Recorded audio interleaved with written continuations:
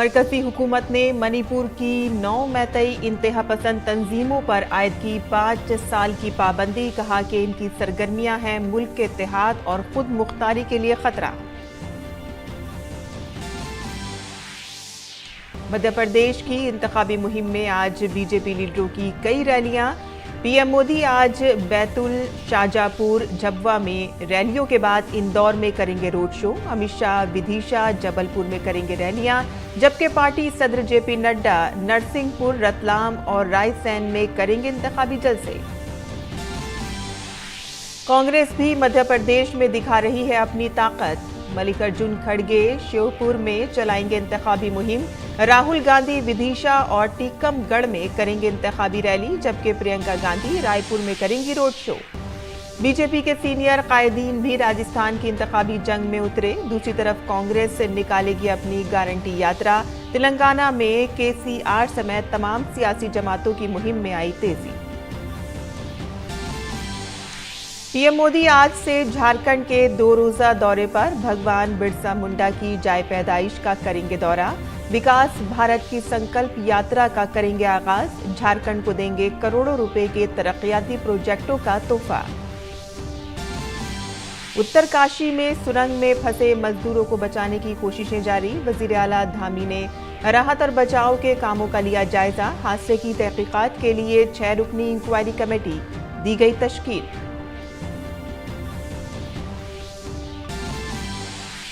Israeli वजीर आज़म का ऐलान, हमास के खात्मे तक जंग रहेगी जारी। वजीर दिफा गैनलेट का दावा, हमास ने गजा पर खोया अपना कंट्रोल।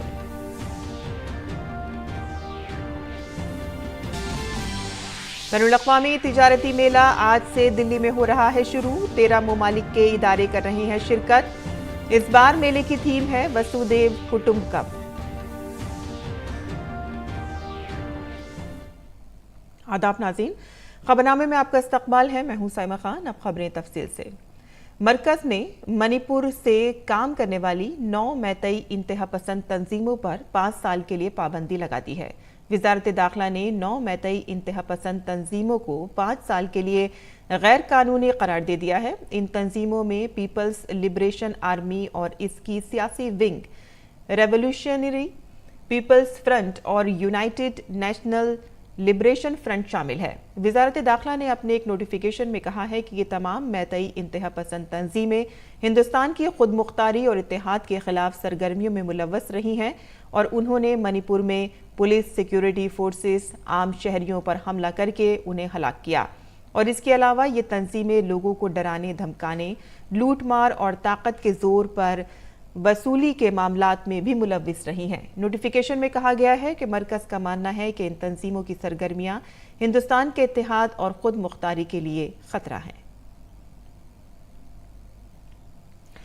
मध्य प्रदेश असेंबली इंतखाबात के लिए वजीर आज़म नरेंद्र मोदी समेत बीजेपी के कई सीनियर लीडर आज रियासत में जमा होने वाले हैं।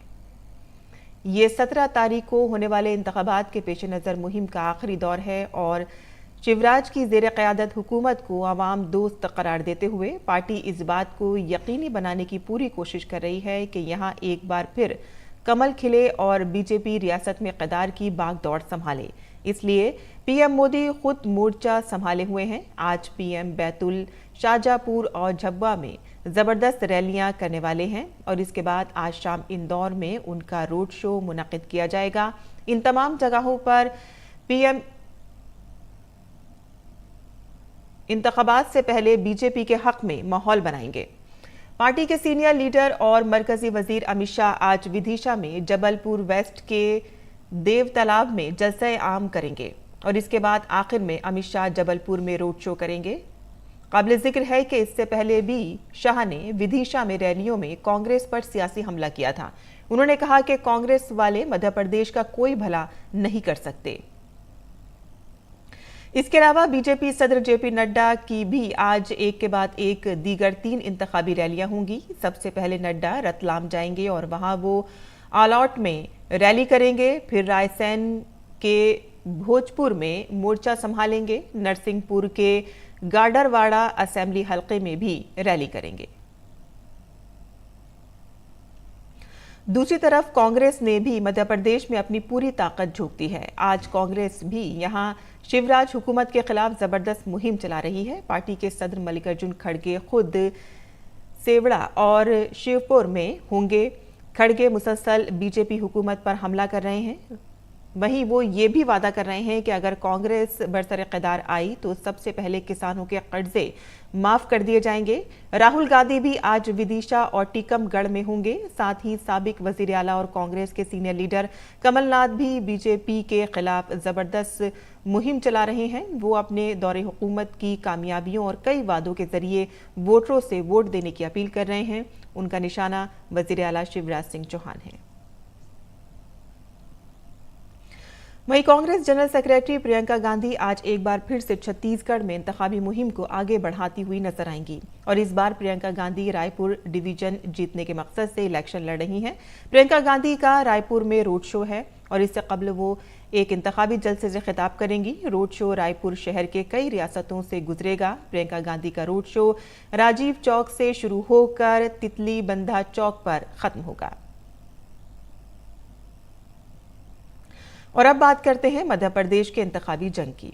17 नवंबर को वोटर्स फैसला करेंगे कि मध्य प्रदेश की अगली हुकूमत किसकी होगी और इसी के पेश नजर यहां बीजेपी और कांग्रेस के दरमियान इंतखाबी जंग देखने को मिल रही है।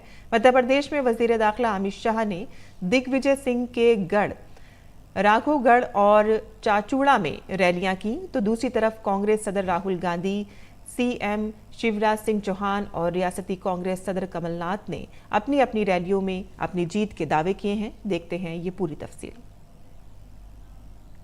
कांग्रेस और बीजेपी के तजुर्बेकार लीडरान मध्य प्रदेश कानून साज असेंबली इंतखाबाती मुहिम में पूरे दमखम के साथ मसरूफ हैं। इसी सिलसिले में बीजेपी के सीनियर लीडर अमित शाह ने सिरौंज, चाचौड़ा, राघवगढ़, चंदेरी और दतिया में एक के बाद एक ताबड़तोड़ इंतखाबी रैलियां की।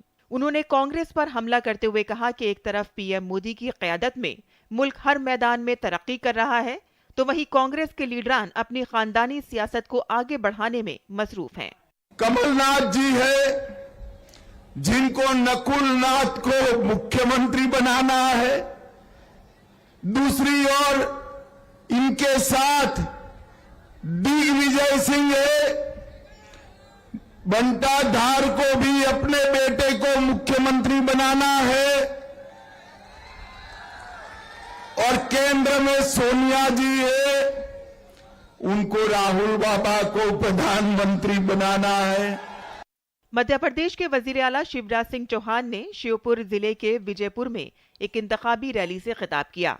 इस मौके पर शिवराज सिंह चौहान ने INDIA के इत्तेहाद के जरिए सनातन और दलितों की तौहीन पर राहुल गांधी की खामोशी पर सवाल उठाया। मैं तो उनसे ही पूछना चाहता हूं कि इंडी गठबंधन ने सनातन का अपमान किया, आप चुप रहे।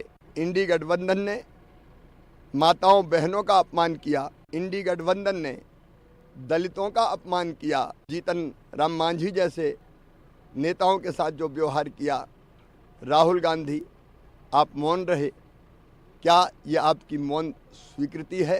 कांग्रेस लीडर राहुल गांधी को कल मध्य प्रदेश में एक तवील वक्फे के बाद पार्टी के लिए मुहिम चलाते हुए देखा गया। नीमच जिले के जवाद में उन्होंने कहा कि मध्य प्रदेश में कांग्रेस की जबरदस्त जीत की कहानी लिखी जाने वाली है। मैं आपको यहाँ गारंटी देना चाहता हूँ कि जैसे ही हमारी सरकार दिल्ली में आएगी, नेशनल लेवल का जाति जनगणना हम करके दे देंगे और मध्य प्रदेश में जैसे ही सरकार आएगी, जाति जनगणना का काम हम मध्य प्रदेश में शुरू कर देंगे। कांग्रेस के रियासती सदर कमलनाथ ने सीहोर जिले के शामपुर और नर्मदापुरम जिले के सिवानी, मालवा और पिपरिया में इंतखाबी रैलियां की। रियासत में कलील मुद्दती कांग्रेस हुकूमत के दौरान किसानों के कर्ज माफी पर उठने वाले तमाम सवालात के दरमियान कमलनाथ ने दावा किया है कि उनकी हुकूमत ने 15 महीनों में 27 लाख से ज्यादा किसानों के कर्ज माफ किए हैं। 15 महीनों के लिए बनी थी, 2.5 महीने लोकसभा चुनाव और आचार संहिता में गया, 11.5 महीने मेरे पास थे और हमने अपनी नीति और नियत का परिचय दिया। हमने शुरुआत करी और पहले किस्त में 27 लाख किसानों का कर्जा माफ किया। मध्य प्रदेश की तमाम 230 असेंबली सीटों के लिए 17 नवंबर को एक ही मरहले में वोटिंग होगी। ऐसे में तमाम सियासी पार्टियां इंतखाबी मुहिम में वोटरों को अपने हक में लेने की भरपूर कोशिश कर रही हैं। Bureau report, DD news Urdu खबरें। की 7 गारंटी यात्रा फेज 2 की आज से शुरुआत होगी। ये यात्रा आज से 6 डिवीजनों में शुरू होगी और मुख्तलिफ असेंबली हलकों में इंतखाबी तशरीर करेगी। वज़ीर आला गहलोत इसकी शुरुआत कोटा डिवीजन से करेंगे। बादाजा, श्रीगंगानगर, श्री माधवपुर और गंगापुर सिटी में कांग्रेस गारंटी डायलॉग का इनेकाद किया जाएगा। यात्रा के दूसरे मरहले में जयपुर, जोधपुर, उदयपुर, बीकानेर, भरतपुर, कोटा और अजमेर डिवीजन में कांग्रेस की 7 गारंटियों से मुतालिक जलसा मुनक़िद किया जाएगा। वज़ीर आला गहलोत का कहना है कि रियासत में कांग्रेस की हुकूमत बनते ही तमाम स्कीमों की जमानत देने वाला कानून असेंबली में मंजूर किया जाएगा। वहीं बीजेपी इसे फरेब करार दे रही है। बीजेपी का कहना है कि कांग्रेस के दौरे क़िदार में राजस्थान में बदउनवानी और जराइम का ग्राफ उरूज पर है।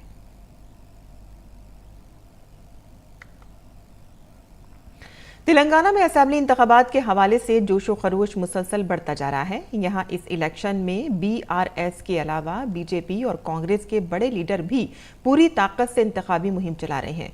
रियासती बीजेपी सरबराह और मरकजी वजीर जी किशन रेड्डी ने केसीआर हुकूमत को निशाना बनाया है। उन्होंने कहा है कि इस बार केसीआर और उनके बेटे इंतखाबात में बुरी तरह से हारेंगे। रेड्डी ने दावा किया है कि तेलंगाना में सिर्फ बीजेपी ही सही तरीके से हुकूमत चला सकती है। ऐसे में तेलंगाना में बीजेपी, हुक्मरान जमात भारत राष्ट्रीय समिति और कांग्रेस के दरमियान सैरुकी मुकाबला मुतवक्का है। तेलंगाना की तमाम 119 सीटों पर 30 नवंबर को वोटिंग होगी। वज़ीर आज़म नरेंद्र मोदी आज से झारखंड के 2 रोज़ा दौरे पर होंगे। बुध की सुबह वज़ीर आज़म रांची में Lord Birsa Munda memorial park और फ्रीडम फाइटर म्यूजियम का दौरा करेंगे और इसके बाद वो लॉर्ड बिरसा मुंडा की जाय पैदाइश उलीहातू गांव पहुंचेंगे, जहां वो लॉर्ड बिरसा मुंडा के मुजस्मे पर फूल चढ़ाएंगे। पीएम मोदी भगवान बिरसा मुंडा की जाय पैदाइश उलीहातू गांव का दौरा करने वाले पहले वज़ीर आज़म होंगे और इसके साथ ही वज़ीर आज़म खूंटी में तीसरे कबायली फ़क्र के दिन 2023 की याद में एक तकरीब में शिरकत करेंगे।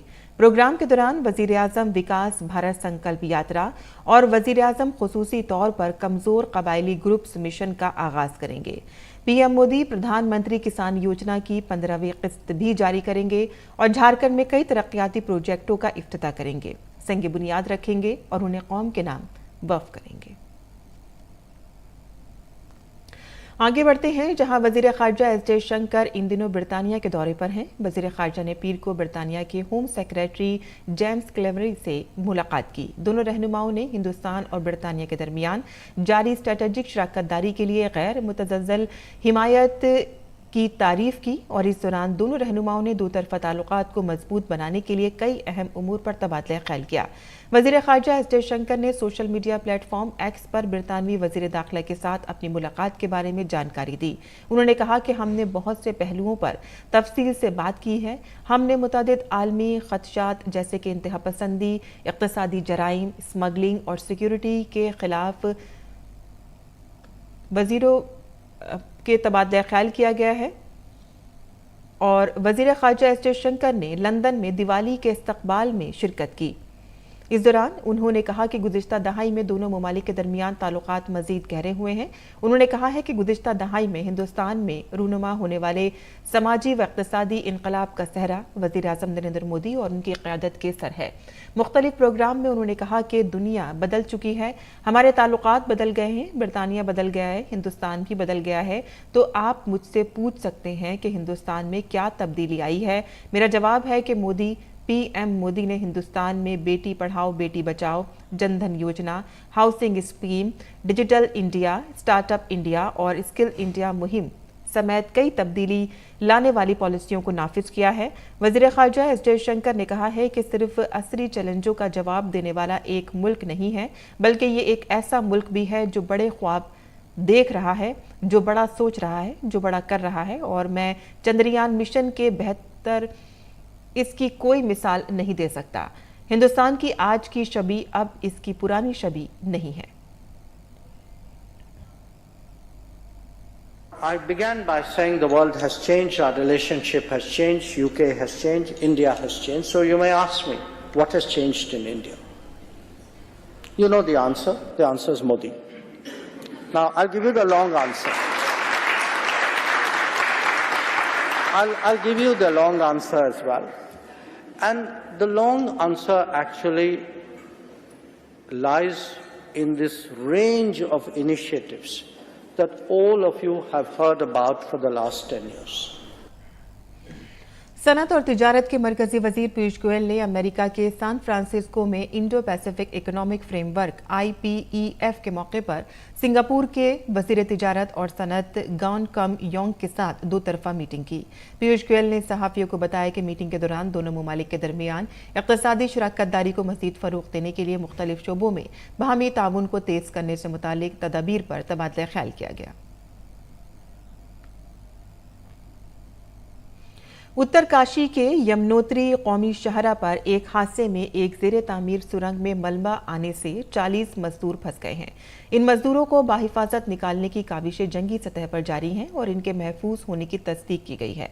वज़ीर आला पुष्कर सिंह धामी ने जाए वक़ू पर पहुंचकर राहत और बचाव के काम का जायजा लिया।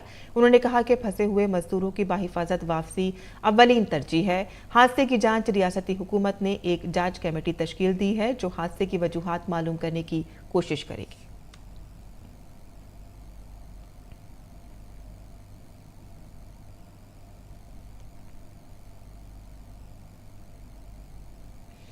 बयालीसवां हिंदुस्तानी बैनुल-अक़वामी तिजारती मेला आज से नई दिल्ली के प्रगति मैदान में शुरू हो रहा है। इस मेले का इफ्तिताह कॉमर्स और सनत की वजीर ममलिकत अनुप्रिया पटेल करेंगी। 14 रोज़ा मेले का थीम वसुदेव कुटुंबकम है जो पायदार तरक्की और सबकी फलाह बहबूद के लिए कारोबार में बाहमी रब्त और ताउन की अहमियत पर जोर देता है। इस बार इस मेले में बिहार और केरल शिराकतदार रियासतें हैं, जबकि दिल्ली मरकज़ के ज़ेर इंतज़ाम जम्मू कश्मीर, झारखंड, महाराष्ट्र और उत्तर प्रदेश को खुसूसी रियासतों का दर्जा दिया गया है। तिजारती मेले में हिंदुस्तान और बैरून मुल्क से 3000 से ज़्यादा इदारे शिरकत कर रहे हैं। मेला सुबह 10 बजे से शाम 7:30 बजे तक खुला रहेगा। मेले के टिकट मुंतखब मेट्रो स्टेशनों पर ऑनलाइन और ऑफलाइन दोनों तरह से दस्तयाब होंगे। और नई दिल्ली में आज से बैनुल-अक़वामी तिजारती मेला शुरू होने जा रहा है। इस बार बड़े पैमाने पर मुनक़िद किए जाने वाले इस मेले में 13 ममालिक के इदारे शिरकत कर रहे हैं। इस बार मेले की थीम है वसुदेव कुटुंबकम। इस तिजारती मेले में और क्या खास होगा, इस पर ITPO के OSD कर्नल पुष्पम कुमार से खुसूसी बातचीत की हमारे नमानिगार गिरीश निशाना ने।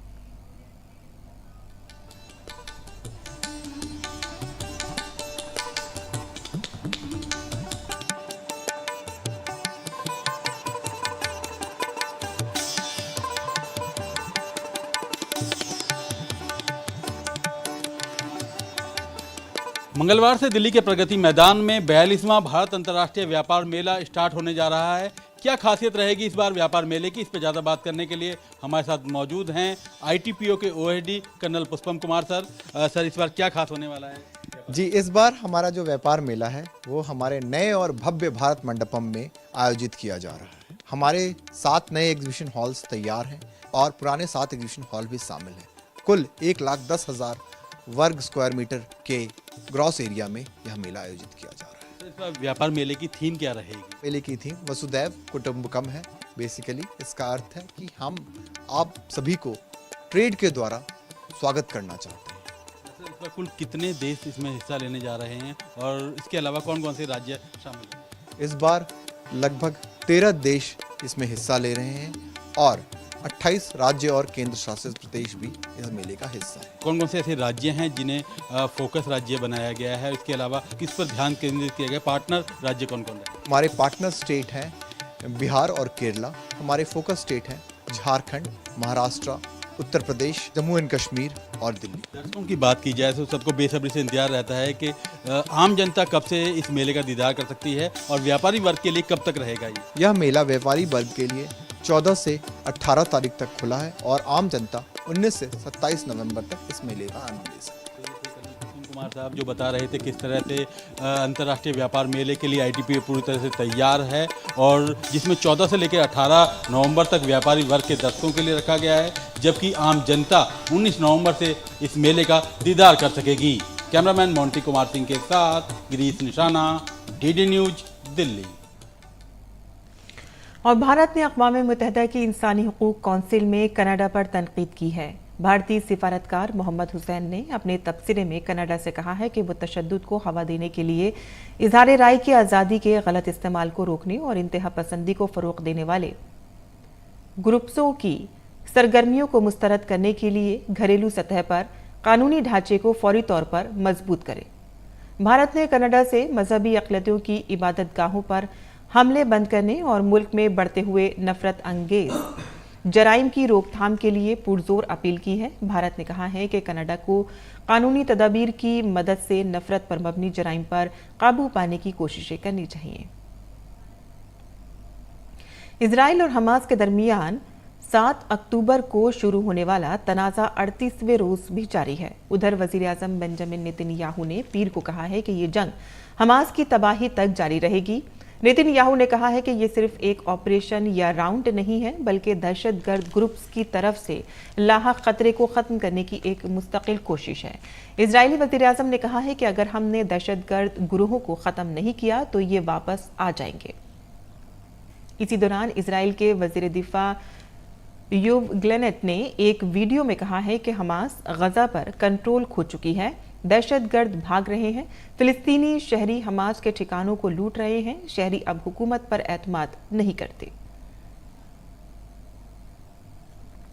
वहीं इजरायली फौज ने कई वीडियोस और तस्वीरें शेयर की हैं जिनमें हमास के हथियारों और गजा में बच्चों के अस्पतालों के तहखाने में यरगमालियों को रखे जाने के आसार दिखाई दे रहे हैं। फौजी तर्जुमान एयर एडमिरल डैनियल हेगारी ने कहा है कि फौजियों को अस्पतालों के तहखानों में एक कमांड सेंटर मिला है जिसमें हथियारों के जखीरे बशमूल हैंड ग्रेनेड, खुदकुश जैकेट्स और दीगर धमाका खेज मवाद हैं। उन्होंने कई मकामात की फुटेज दिखाई है जिसमें एक छोटा बावर्ची खाना भी शामिल है और साथ ही साथ एक करीबी सुरंग की शाफ्ट दिखाई गई है जो हमास के एक सीनियर नेवल कमांडर के घर की तरफ ले जाती है। हमास और गजा में अस्पतालों के हुक्काम ने इस बात की तरदीद की है कि सेहत की सहूलियात को इस तरह इस्तेमाल किया गया है।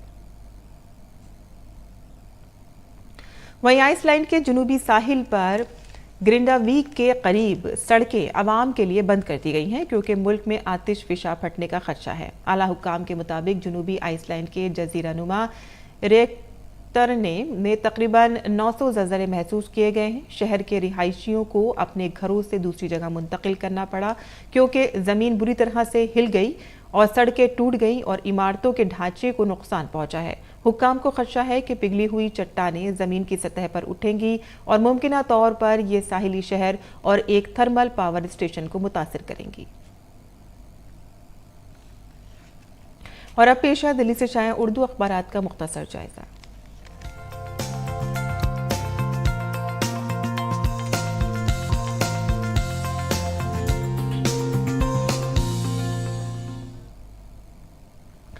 तो दिल्ली से शाये होने वाले उर्दू के अखबारात पर अगर नज़र डालें तो रोज़नामा इनकलाब और दीगर ख़बरों में भी इजराइल और हमास के दरमियान जारी जंग की ख़बरों को ही सुर्खी बनाया गया है। और यहाँ WH की एक रिपोर्ट यहाँ पर शाया हुई है, बेहद दिल को दहलाने वाली रिपोर्ट है जहाँ पर ये कहा गया है कि गजा की पट्टी के दोनों बड़े जो अस्पताल हैं अल शिफा और अल कुद्स, ये दोनों ही अस्पताल जो हैं वो इज्तिमाई कब्र में तब्दील हो गए हैं। यहाँ पर तिब्बी खिदमात बुरी तरह से मुतासिर हुई हैं, तकरीबन ये बंद हो गई हैं। हर तरफ लाशें ही लाशें नज़र आ रही हैं और शदीद ज़ख्मी भी बग़ैर इलाज के दम तोड़ रहे हैं। गजा के अस्पताल दुनिया को ये हैरानी है कि ये दुनिया में इतनी खामोशी क्यों देखी जा रही है। और आगे जो खबर है वो भी इसी के हवाले से है। दूसरी सुर्खी जहां फ़िलिस्तीन में इजरायली बस्तियों के खिलाफ अक़वाम मुत्तहिदा की करारदाद को हिंदुस्तान की तायद हासिल हुई है। जंगबंदी की करारदाद पर वोटिंग से में अब हिंदुस्तान ने इसकी तायद की है।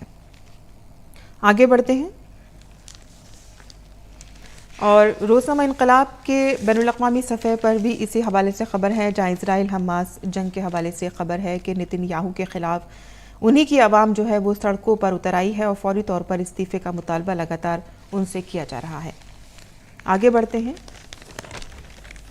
बांग्लादेश से यहाँ पर ख़बर है कि पुरतशद्दुद मुजाहिरों के दौरान यहाँ पे 150 फैक्ट्रियाँ बंद हैं। दरअसल यहाँ पर ये जो लोग हैं वो मुतालबा कर रहे हैं, बढ़ी हुई सैलरी के मुतालबा कर रहे हैं और इसी के हवाले से कई फैक्ट्रियाँ यहाँ पे मजदूर बंद कर दी गई हैं। 150 फैक्ट्रियाँ और मुजाहरे लगातार चल रहे हैं। आगे बढ़ते हैं और मुल्क की ख़बरें भी कुछ जान लेते हैं।